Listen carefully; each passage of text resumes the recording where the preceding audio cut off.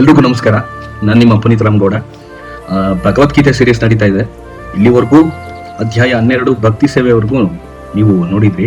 ಈ ವಿಡಿಯೋನಲ್ಲಿ ಅಧ್ಯಾಯ 13 ಪ್ರಕೃತಿ, ಪುರುಷ ಹಾಗೂ ಪ್ರಜ್ಞೆ ಎಂಬುದರ ಬಗ್ಗೆ ತಿಳ್ಕೊಳ್ಳೋಣ. ಇದೊಂದು ಅಧ್ಯಾಯ. ಎಂದಿನಂತೆ ಭಗವದ್ಗೀತೆಯ ಪ್ರಾರ್ಥನೆಯನ್ನ ನಾನು ನಿಮ್ಮ ಮುಂದೆ ಹೇಳಿ ನಂತರ ಅಧ್ಯಾಯ 13 ಪ್ರಕೃತಿ, ಪುರುಷ ಹಾಗೂ ಪ್ರಜ್ಞೆಯನ್ನ ನಿಮ್ಮ ಮುಂದೆ ಹೇಳ್ತೇನೆ.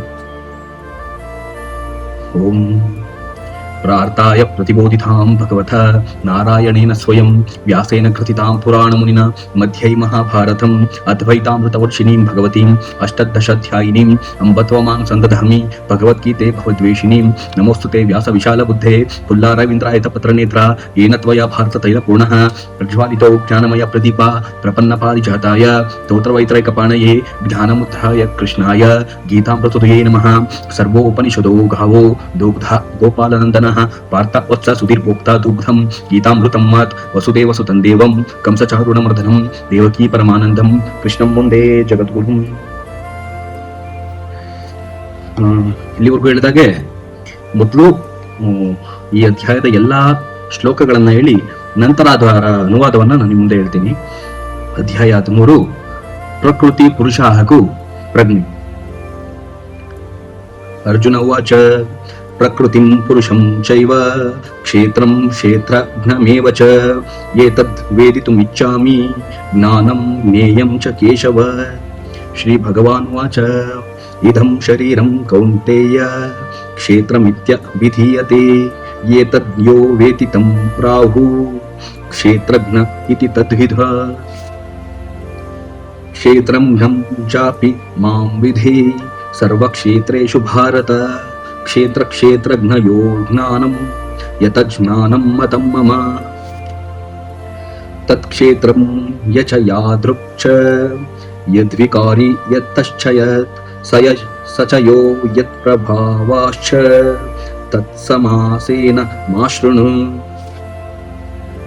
ಋಷಿಭಿರ್ಬುಧಾ ಗೀತಂ ಛಂದೋಭಿರ್ವಿಧೈ ಪೃಥಕ್ ಬ್ರಹ್ಮಸೂತ್ರ ಪ್ರದೇಶ್ಚೈವ ಏತು ಮಧಿರ್ವಿನಿಶ್ಚಿತೆ.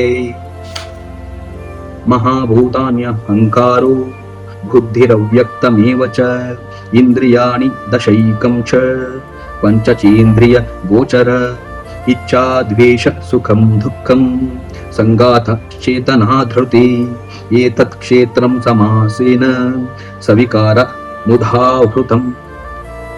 ಅಮಾನಿತ್ವ ಮಧಂ ಬಿತ್ವ ಮಹಿಂಸಾ ಕ್ಷಾಂತಿ ರಾಜಸಂ ಆಚಾರ್ಯೋಪಾಸನಂ ಶೌಚಂ ಸ್ಥೈರ್ಯ ಮಾತ್ಮ ವಿನಿಗ್ರಹ ಇಂದ್ರಿಯಾರ್ಥೇಷು ವೈರಾಗ್ಯ ಮನಹಂಕಾರ ಏವ ಚ ಜನ್ಮ ಮೃತ್ಯು ಜರಾ ವ್ಯಾಧಿ ದುಃಖ ದೋಷಾನು ದರ್ಶನಂ. ಆಸಕ್ತಿರನ ಭೀಷ್ಟಂಘ ಪುತ್ರಧಾರಾ ಗೃಹಾದಿಷು ನಿತ್ಯಂ ಚ ಸಮಚಿತ್ತತ್ವ ನಿಷ್ಟ್ವಾ ನಿಷ್ಠೋಪಪತ್ತಿಷು ಮಹಿ ಚಾನನ್ಯ ಯೋಗೇನ ಭಕ್ತಿರವ್ಯ ವಿಚಾರಿಣಿ ವಿವಿಕ್ತಾದೇಶ ಸೇವಿತ್ವ ಮರತೀರ್ಜನ ಸಂಸಧಿ. ಆಧ್ಯಾತ್ಮ ಜ್ಞಾನ ನಿತ್ಯತ್ವಂ ತತ್ವ ಜ್ಞಾನಾರ್ಥ ದರ್ಶನಂ ಏತಜ್ಞಾನ ಮಿತಿ ಪ್ರೋಕ್ತ ಮಜ್ಞಾನಂ ಯದ ತೋನ್ಯಥಾ. ಜ್ಞೇಯಂ ಯತ್ತತ್ ಪ್ರವಕ್ಷ್ಯಾಮಿ ಯಜ್ಞಾತ್ವಾ ಮೃತಮಶ್ನುತೆ ಅನಾದಿ ಮತ್ಪರಂ ಬ್ರಹ್ಮ ನ ಸತ್ತ ನ ಸದುಷ್ಛತೆ. ಸರ್ವಥ ಪಾಣಿಪಾದಂ ತತ್ ಸರ್ವತೋಕ್ಷಿ ಶಿರೋಮುಖಂ ಸರ್ವಥ ಶ್ರುತಿಮಲ್ಲೋಕೆ ಸರ್ವಮಾವೃತ್ಯ ತಿಷ್ಠತಿ. ಸರ್ವೇಂದ್ರಿಯ ಗುಣಾಭಾಸಂ ಸರ್ವೇಂದ್ರಿಯ ವಿವರ್ಜಿತಂ ಆಸಕ್ತಂ ಸರ್ವಭುಶ್ಚೈವ ನಿರ್ಗುಣಂ ಗುಣ ಭೋಕ್ತೃ ಚ. ಬಹಿರಂತಶ್ಚ ಭೂತಾನಾಮಚರಂ ಚರಮೇವ ಚ ಸೂಕ್ಷ್ಮಾತ್ವಾತ್ಥದಮಿಜ್ಞೇಯಂ ದೂರಸ್ಥಂ ಚಾಂತಿಕೆ ಚ ತತ್. ಅವಿಭಕ್ತಂ ಚ ಭೂತೇಷು ವಿಭಕ್ತಮಿವ ಚ ಸ್ಥಿತಂ ಭೂತಭರ್ತೃ ಚ ತಜ್ಜ್ಞೇಯಂ ಗಸಿಷ್ಣು ಪ್ರಭು ವಿಷ್ಣು ಚ.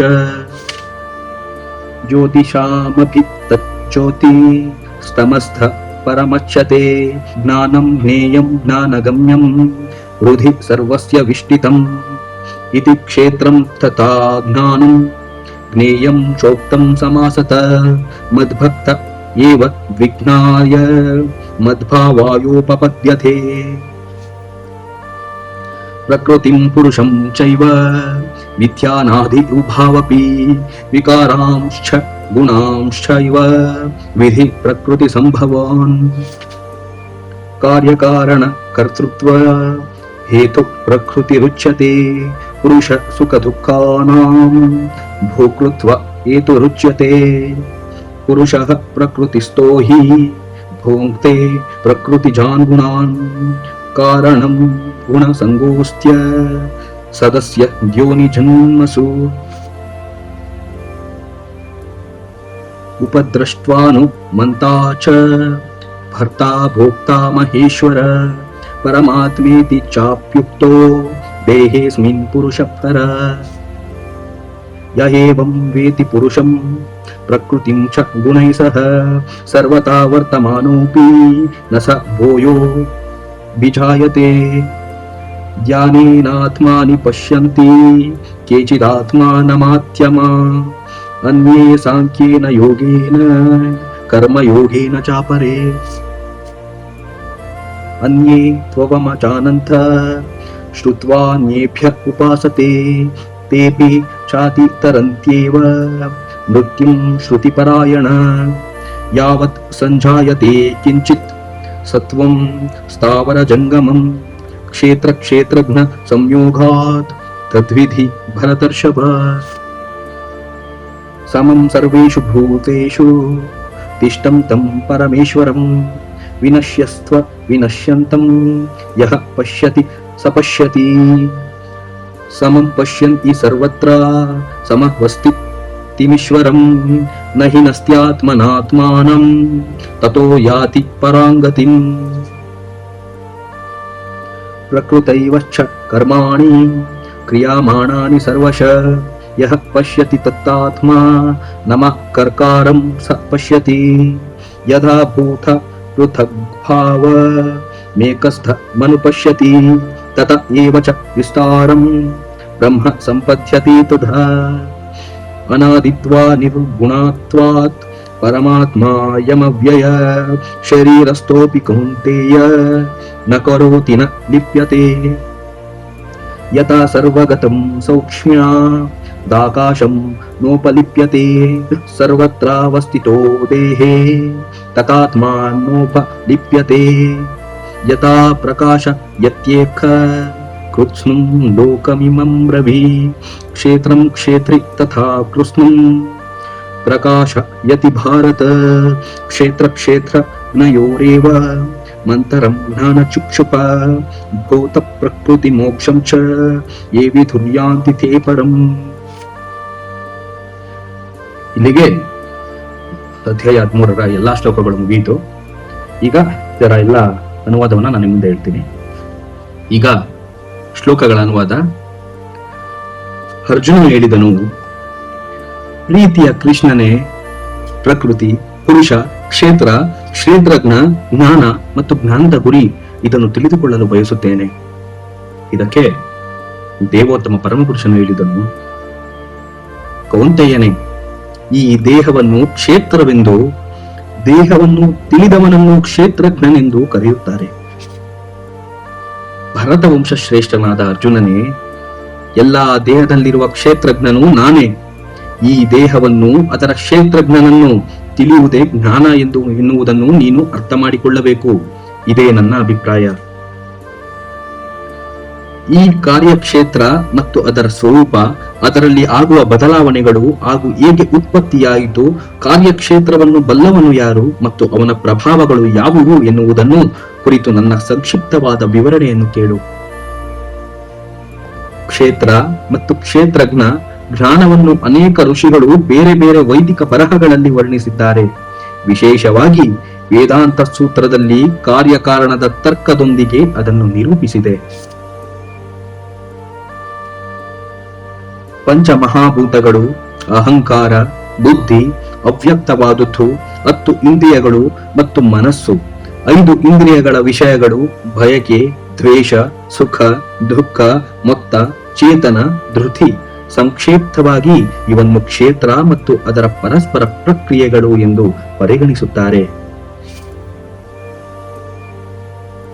ನಮ್ರತೆ, ಜಂಬವಿಲ್ಲದಿರುವುದು, ಅಹಿಂಸೆ, ತಾಳ್ಮೆ, ಸರಳತೆ, ನಿಜವಾದ ಗುರುವಿನ ಬಳಿಗೆ ಹೋಗುವುದು, ಶೌಚ, ಸ್ಥೈರ್ಯ, ಆತ್ಮ ಸಂಯಮ, ಇಂದ್ರಿಯ ತೃಪ್ತಿಯ ವಸ್ತುಗಳಲ್ಲಿ ವೈರಾಗ್ಯ, ಅಹಂಕಾರವಿಲ್ಲದಿರುವುದು, ಜನ್ಮ, ಸಾವು, ಮುಪ್ಪು ಮತ್ತು ರೋಗಗಳ ಕೆಡಕನ್ನು ಗ್ರಹಿಸುವುದು, ಅನಾಸ್ತಿಕ, ಮಕ್ಕಳು, ಹೆಂಡತಿ, ಮನೆ ಮತ್ತಿತರ ವಿಷಯಗಳಲ್ಲಿ ಸಿಕ್ಕಿಕೊಳ್ಳದೆ ಮುಕ್ತವಾಗಿರುವುದು, ಇಷ್ಟಾನಿಷ್ಟಗಳ ಮಧ್ಯೆ ಸಮಚಿತ್ತತೆ, ನನ್ನಲ್ಲಿ ನಿರಂತರವಾದ ಮತ್ತು ಪರಿಶುದ್ಧವಾದ ಭಕ್ತಿ, ಏಕಾಂತ ಪ್ರದೇಶದಲ್ಲಿ ವಾಸ ಮಾಡುವ ಅಭಿಲಾಷೆ, ಜನಸಮೂಹದಲ್ಲಿ ಆಸಕ್ತಿ ಇಲ್ಲದಿರುವುದು, ಆತ್ಮ ಸಾಕ್ಷಾತ್ಕಾರದ ಮಹತ್ವವನ್ನು ಒಪ್ಪಿಕೊಳ್ಳುವುದು, ಪರಿಪೂರ್ಣ ಸತ್ಯದ ತತ್ವಜ್ಞಾನಾರ್ಥ ಅನ್ವೇಷಣೆ. ಇವೆಲ್ಲ ಜ್ಞಾನ ಎಂದು ನಾನು ಘೋಷಿಸುತ್ತೇನೆ.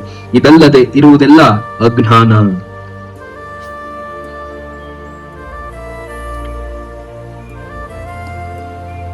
ಯಾವ ಜ್ಞಾನವನ್ನು ತಿಳಿದುಕೊಂಡು ನೀನು ಅಮೃತತ್ವವನ್ನು ಸವಿಯುವೆಯೋ ಆ ಜ್ಞೇಯವಾದುದನ್ನು ವಿವರಿಸುತ್ತೇನೆ.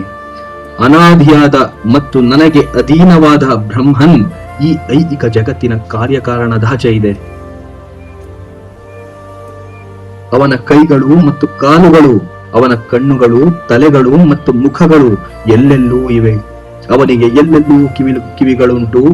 ಹೀಗೆ ಪರಮಾತ್ಮನು ಸರ್ವವ್ಯಾಪ್ತಿಯಾಗಿ ಇದ್ದಾನೆ. ಪರಮಾತ್ಮನು ಎಲ್ಲ ಇಂದ್ರಿಯಗಳ ಆದಿ ಮೂಲ. ಆದರೂ ಆತನಿಗೆ ಇಂದ್ರಿಯಗಳಿಲ್ಲ. ಆತನು ಎಲ್ಲ ಜೀವರಾಶಿಗಳನ್ನು ಪಾಲಿಸುವವನಾದರೂ ನಿರಾಸಕ್ತನು. ಆತನು ನಿಸರ್ಗದ ಗುಣಗಳನ್ನು ಮೀರಿದವನು. ಅದೇ ಕಾಲದಲ್ಲಿ ನಿಸರ್ಗದ ಎಲ್ಲಾ ಗುಣಗಳ ಪ್ರಭು. ಪರಮಸತ್ಯನು ಎಲ್ಲಾ ಜೀವಿಗಳ ಮತ್ತು ಚರಾಚರಗಳ ಒಳಗೂ ಹೊರಗೂ ಇದ್ದಾನೆ. ಆತನು ಸೂಕ್ಷ್ಮನಾದದ್ದರಿಂದ ಐಹಿಕ ಇಂದ್ರಿಯಗಳು ಅವನನ್ನು ನೋಡಲಾರವು ಮತ್ತು ತಿಳಿಯಲಾರವು.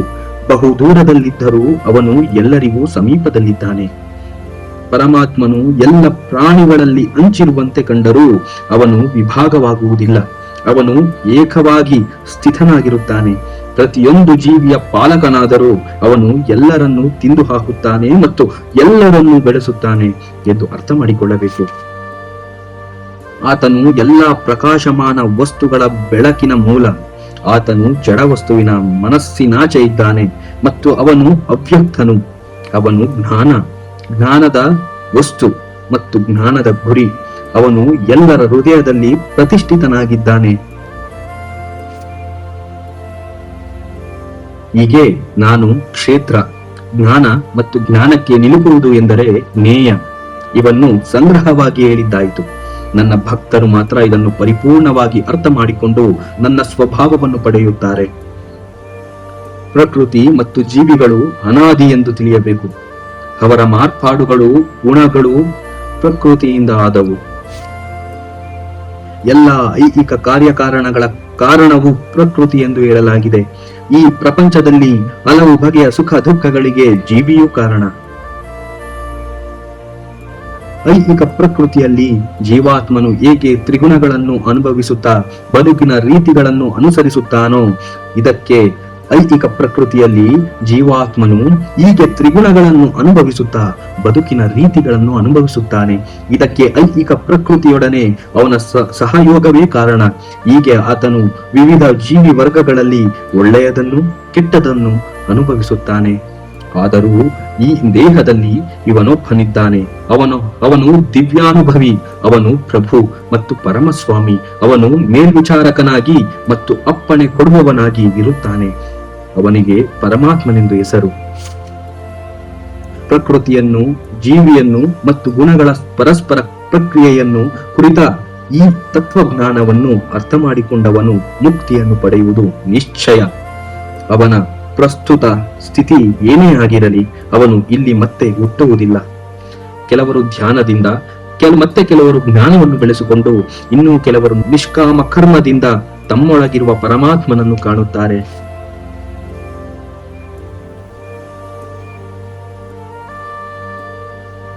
ಇನ್ನೂ ಕೆಲವರಿದ್ದಾರೆ, ಅವರಿಗೆ ಹೆಚ್ಚು ಆಧ್ಯಾತ್ಮಿಕ ಜ್ಞಾನವಿರುವುದಿಲ್ಲ.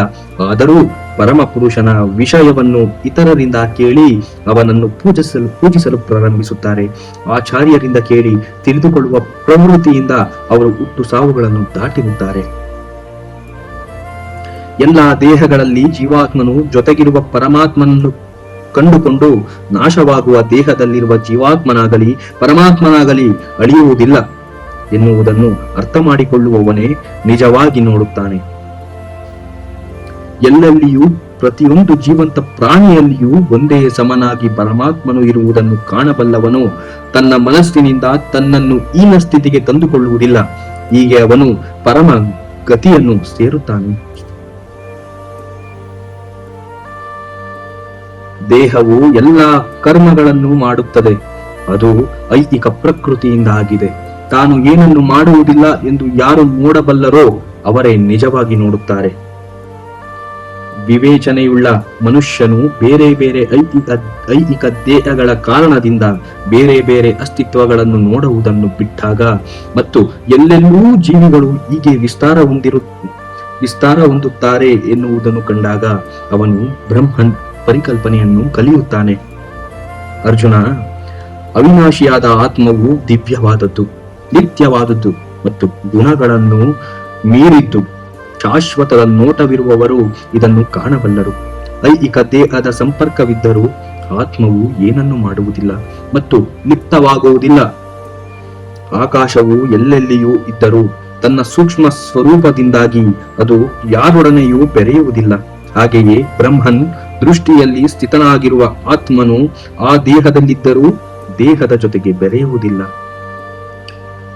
ಭರತ ವಂಶಜನಾದ ಅರ್ಜುನನೇ, ಒಬ್ಬನೇ ಸೂರ್ಯನು ಇಡೀ ವಿಶ್ವವನ್ನು ಹೇಗೆ ಬೆಳಗುತ್ತಾನೋ ಹಾಗೆಯೇ ದೇಹದೊಳಗಿರುವ ಜೀವಿಯು ಪ್ರಜ್ಞೆಯಿಂದ ಇಡೀ ದೇಹವನ್ನು ಬೆಳಗುತ್ತಾನೆ.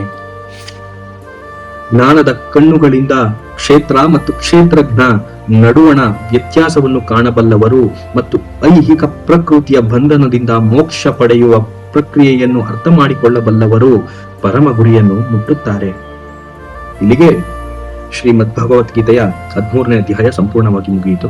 ಮುಂದಿನ ಅಧ್ಯಾಯದಲ್ಲಿ ಭೌತಿಕ ಪ್ರಕೃತಿಯ ತ್ರಿಗುಣಗಳು ಎಂಬ ವಿಚಾರವನ್ನು ತಿಳ್ಕೊಳ್ಳೋಣ. ಅಲ್ಲಿವರೆಗೂ ನಮಸ್ಕಾರ.